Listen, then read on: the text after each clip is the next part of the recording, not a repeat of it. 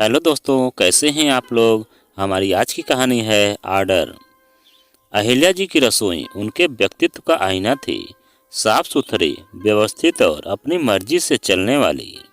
हर चीज अपनी जगह पर, हर मसाले का डिब्बा करीने से सजा हुआ और हर बर्तन अपने तयशुदा स्थान पर विराजमान। अहिल्या जी को यही व्यवस्था पसंद थी, जीवन में भी और रसोई में भी। उनके घर की रसोई में भले ही घी शक्कर भरपूर मात्रा में न हो, पर नियमों और अनुशासन की कोई कमी नहीं थी। और कोमल कोमल थी बिल्कुल विपरीत, रंगीन तितली की तरह चंचल, उत्साहित और रसोई को एक प्रयोगशाला समझने वाली। उसे नए प्रयोग करना, नए स्वाद चखना और खिलाना पसंद था। ससुराल में आने के बाद कोमल ने धीरे धीरे रसोई में अपनी जगह बनाने की कोशिश की थी, पर अहिल्या जी की सजाई हुई व्यवस्था को भेदना लोहे के चने जबाने जैसा था। शुरुआत में सब ठीक था। सास बहू के पारंपरिक रिश्ते की मिठास और थोड़ी शरारत भरी नोक-झोंक। अहिल्या जी अनुभवी थी, इसलिए रसोई के कई नुस्खे और तरीके कोमल को सिखाती। कोमल भी नई बहू होने के नाते सास की हर बात मानती और सीखने की कोशिश करती। पर धीरे धीरे रसोई में एक अघोषित युद्ध शुरू हो गया। अहिल्या जी का अनुशासन बनाम कोमल की रचनात्मकता। नोक-झोंक खाने को लेकर ही शुरू होती और खाने पर ही खत्म हो जाती। कोमल, ये तुमने दाल में हींग कितनी डाल दी, पूरा स्वाद बिगाड़ दिया। अहिल्या जी की त्योरी चढ़ जाती। कोमल धीरे से कहती, माँ जी, थोड़ी सी ही तो डाली है, हींग से पाचन अच्छा होता है।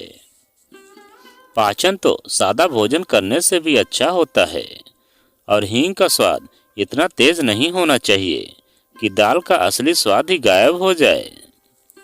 अहिल्या जी की आवाज में हल्की नाराजगी घुल जाती।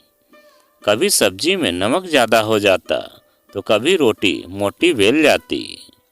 हर छोटी चीज पर अहिल्या जी की नुक्ताचीनी जारी रहती और कोमल धीरे धीरे कुढ़ने लगती। उसे लगता था कि माँ जी जानबूझकर हर बात में कमी निकालती हैं। एक दिन कोमल बड़े उत्साह से रसोई में घुसी। चेहरे पर खुशी और आंखों में चमक थी। माँ जी, सुनिए ना, मेरे मम्मी पापा परसों आ रहे हैं। मैंने सोचा आज कचौरी, सेवई, पनीर की सब्जी और रायता बना लूं। सबको बहुत पसंद आएगा। अहिल्या जी शांत स्वभाव की महिला थी, पर उनकी आंखों में एक कठोरता थी जो उनकी बात को पत्थर की लकीर बना देती थी। उन्होंने कोमल की बात सुनी और बिना पलक झपकाए जवाब दिया, देख बहू, इसको बनाने की कोई जरूरत नहीं है। कोमल का उत्साह पल भर में गायब हो गया। उसकी आंखें प्रश्नवाचक बनी। क्यों माँ जी, मम्मी पापा आ रहे हैं इतने दिनों बाद, थोड़ा तो अच्छा खाना बनना चाहिए ना। अच्छा खाना तो रोज बनता है, दाल रोटी सब्जी, क्या अच्छा खाना नहीं है। रोज तो तुम बनाती हो, और ये सब कचौरी पनीर, ये तो दिखावा है और कुछ नहीं। अहिल्या जी का स्वर सपाट था, उसमें कोई भाव नहीं था, मानो मौसम की भविष्यवाणी कर रही हूँ। कोमल को गुस्सा आया, पर उसने खुद पर काबू रखा। माँ जी, दिखावा नहीं है, वो मेरे माता पिता हैं, उनको अच्छा लगेगा अगर मैं अपने हाथों से उनके लिए कुछ बनाऊंगी तो। और वैसे भी घर में सब लोग खाएंगे, इसमें बुरा क्या है। बुरा ये है कि ये सब फिजूल खर्ची है। पनीर इतनी महंगी आती है और कचौरी सेवई, ये सब बनाने में कितना समय और घी लगेगा, और फिर कौन खाएगा इतना। 2 दिन खाएंगे और फिर सब बेकार जाएगा। अहिल्या जी की आवाज अब थोड़ी तीखी हो गई थी। माँ जी, पनीर तो मैं थोड़ी सी ही लाऊंगी, और सेवई भी, और कचौरी वो भी थोड़ी ही बनेगी, सब खत्म हो जाएगा। कोई चीज बेकार नहीं जाएगी, और घी भी ज्यादा नहीं लगेगा, मैं सब संभाल लूंगी। कोमल ने समझाने की कोशिश की। उसकी आवाज में निराशा थी। अहिल्या जी कुर्सी से उठी और सीधा कोमल की आंखों में देखा।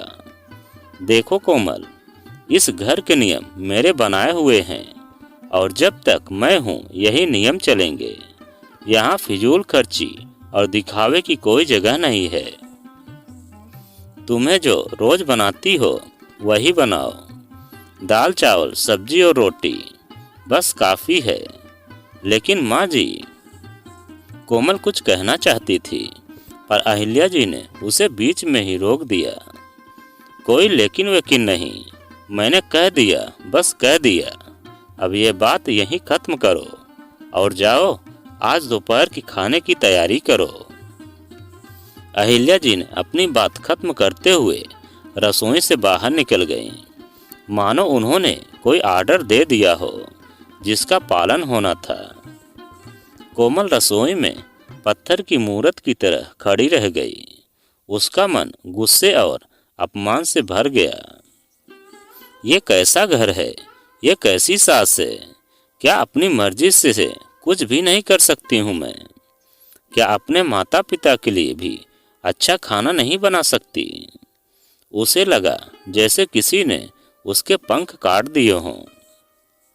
उसने गुस्से में रसोई के काउंटर पर मुक्का मारा। आवाज सुनकर अहिल्या जी वापस रसोई में आ गईं। उनकी भौहें तन गईं। ये क्या बदतमीजी है कोमल? क्या सिखाया है तुम्हारे माँ बाप ने? क्या यही संस्कार हैं? कोमल की आंखों में आंसू आ गए। माँ जी, मैं कोई बदतमीजी नहीं कर रही हूँ, बस मेरा मन दुखी है। आप मेरी बात समझती क्यों नहीं हैं? मैं बस अपने मम्मी पापा के लिए कुछ बनाना चाहती थी। समझती हूँ, मैं सब समझती हूँ। तुम्हारी नीयत समझती हूँ और तुम्हारी दिखावे की आदत भी। मुझे पता है तुम्हें बस सबको दिखाना है कि तुम कितनी अच्छी बहू हो, कितनी अच्छी कुक हो। पर मुझे यह सब नहीं चाहिए। मुझे सादगी पसंद है और सीधा खाना पसंद है। अहिल्या जी की आवाज में व्यंग था। नहीं माँ जी, आप गलत समझ रही हैं। मुझे किसी को कुछ नहीं दिखाना है। मुझे बस कोमल की आवाज रुंध गई। वो आगे कुछ न कह सकी। बस बस बहुत हो गया। अब और एक शब्द नहीं। मैंने जो कह दिया वो पत्थर की लकीर है। तुम्हें कचौरी सेवई पनीर कुछ भी नहीं बनाना है, समझ गई? अहिल्या जी ने अंतिम आर्डर दे दिया और रसोई से चली गई। कोमल वहीं खड़ी रोती रही। उसने घुटन महसूस हो रही थी। इस घर में उसका कोई वजूद नहीं था। उसकी कोई इच्छा, कोई पसंद मायने नहीं रखती थी। वो बस एक कठपुतली थी जो सास के इशारों पर नाचती थी। उस दिन कोमल ने भारी मन से दोपहर का खाना बनाया। दाल रोटी सब्जी, सादा और बेस्वाद, ठीक वैसे ही जैसे अहिल्या जी चाहती थी। उसने खाने में कोई रुचि नहीं दिखाई। खाने के बहाने से कमरे में चली गई और दरवाजा बंद करके फूट फूट कर रोने लगी। अगले दिन कोमल का मन बेचैन रहा। वो जानती थी कि उसके माता पिता आने वाले हैं और वो उनके लिए कुछ भी खास नहीं बना सकती। वो अहिल्या जी के आर्डर से बंधी हुई थी, लेकिन उसका मन मानने को तैयार नहीं था। एक बेटी दिल था जो अपने माता पिता के लिए कुछ करना चाहता था। शाम को जब अहिल्या जी मंदिर गईं, तो कोमल चुपचाप रसोई में घुसी। उसने अलमारी खोली और बेसन, सूजी, मैदा और मसाले निकाले। फिर फ्रिज से पनीर और दूध निकाला। उसके हाथ कांप रहे थे, पर मन में एक दृढ़ निश्चय था। आज वो अपने माता पिता के लिए कचौरी, सेवई और पनीर की सब्जी जरूर बनाएगी। उसने जल्दी जल्दी कचौरी के लिए आटा गूंथा, सेवई उबाली और पनीर की सब्जी की तैयारी शुरू कर दी। रसोई में धीमी धीमी खुशबू फैलने लगी। कचौरी की तलने की आवाज़ और सेवई के पकने की महक कोमल के दिल को हौसला दे रही थी। उसे लग रहा था जैसे वो कोई जंग जीत रही हो। जब अहिल्या जी मंदिर से लौटी तो रसोई से आ रही खुशबू ने उन्हें चौंका दिया। वो सीधे रसोई में गई और जो दृश्य उन्होंने देखा उससे उनका गुस्सा 7वें आसमान पर पहुंच गया। कोमल कचौरी तल रही थी, सेवई पक रही थी और पनीर की सब्जी चूल्हे पर उबल रही थी। रसोई में एक उत्सव का माहौल था जो अहिल्या जी के अनुशासन और आदेश के बिल्कुल विपरीत था। ये क्या हो रहा है यहाँ? अहिल्या जी की गरजती आवाज़ रसोई में गूंजी। कोमल डर गई पर उसने हिम्मत नहीं हारी। वो पलटकर खड़ी हो गई और सीधी आंखों से सास की आंखों में देखा। माँ जी, मैं खाना बना रही हूँ। मैंने तुम्हें मना किया था ना। मैंने तुम्हें आर्डर दिया था कि तुम्हें यह सब नहीं बनाना है। फिर तुम ये सब क्यों बना रही हो? क्या तुम्हें मेरी बात का कोई मान नहीं है? अहिल्या जी का चेहरा गुस्से से लाल हो गया था। माँ जी, माना तो है, लेकिन मैं अपनी बेटी भी हूँ और बेटी होने के नाते मेरा भी कुछ फर्ज है। मेरे मम्मी पापा आ रहे हैं और मैं उनके लिए कुछ बनाना चाहती हूँ। इसमें गलत क्या है? कोमल की आवाज़ में दृढ़ता थी पर डर भी था। गलत ये है कि तुम मेरी बात नहीं मान रही हो। गलत ये है कि तुम इस घर के नियम तोड़ रही हो। गलत ये है कि तुम फिजूल खर्ची कर रही हो। और गलत ये है कि तुम मुझे नीचा दिखा रही हो। अहिल्या जी की आवाज़ गुस्से में कांप रही थी। नहीं माँ जी, मैं आपको नीचा नहीं दिखा रही हूँ। मैं तो बस। कोमल फिर कुछ कहने वाली थी पर अहिल्या जी ने उसे फिर रोक दिया। बस, अब और एक शब्द नहीं। मैं तुम्हें आखिरी बार कह रही हूँ, यह सब बंद करो और दाल रोटी सब्जी बनाओ। जो मैंने कहा था वही होगा, समझ गई तुम? अहिल्या जी ने एक बार फिर आर्डर दिया पर इस बार उनकी आवाज़ पहले से ज़्यादा कठोर थी। कोमल ने एक गहरी सांस ली और अहिल्या जी की आंखों में देखा। नहीं माँ जी, मैं यह सब बंद नहीं करूँगी। आज यह खाना बनेगा और मेरे मम्मी पापा यही खाएंगे, आप चाहे जो भी कहें। यह कहते हुए कोमल ने कचौरी पलटी और सब्जी में मसाला डाला। उसकी आवाज़ में विद्रोह था और आंखों में चुनौती। अहिल्या जी को जैसे करंट लग गया। ये कोमल क्या बोल रही है? क्या ये वही बहू है जो हर बात में डरती थी और मानती थी? आज इसमें इतना साहस कहाँ से आ गया? उन्होंने गुस्से में मुट्ठी भीनी और कोमल की तरफ बढ़ा दी। तुम मेरी बात काट रही हो। तुम मेरी आर्डर की अवहेलना कर रही हो। तुम्हें पता है इसका क्या अंजाम होगा? कोमल ने डरते हुए एक कदम पीछे हटाया पर अपनी बात पर अड़ी रही।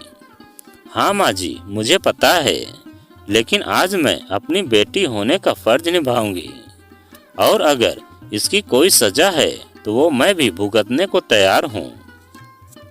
अहिल्या जी गुस्से से कांप रही थी। उन्होंने कभी नहीं सोचा था कि कोमल उनकी बात काटने की हिम्मत करेगी। उन्हें लगा जैसे उनके वर्चस्व को चुनौती दी जा रही हो। पर उसी क्षण उन्हें कोमल की आंखों में एक दृढ़ संकल्प भी दिखा। एक ऐसा संकल्प जो प्यार और ममता से भरा था। अहिल्या जी कुछ देर चुप रहीं। गुस्सा धीरे धीरे शांत होने लगा और उसकी जगह एक अजीब सी भावना ने ले ली।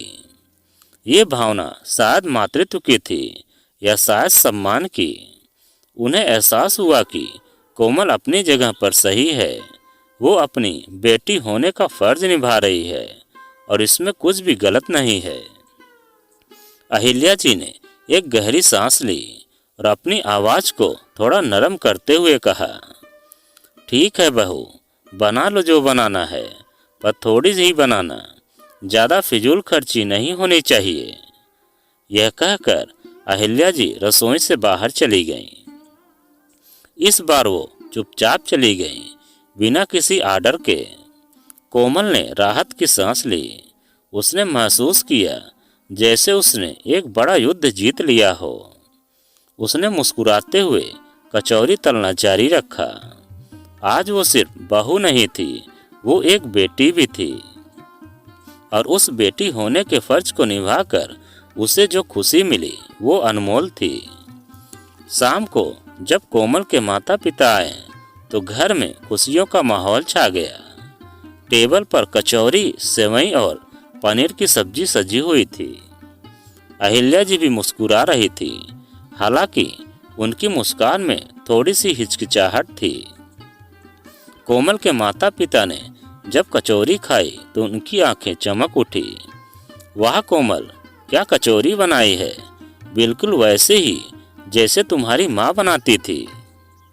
कोमल मुस्कुराई और अपनी माँ की तरफ देखा। माँ की आंखों में प्यार और गर्व था। उस पल कोमल को लगा जैसे उसने अपनी सास का दिल भी जीत लिया हो। शायद आर्डर हमेशा कठोर नहीं होते, कभी कभी वो प्यार और सम्मान का रास्ता भी खोल देते हैं।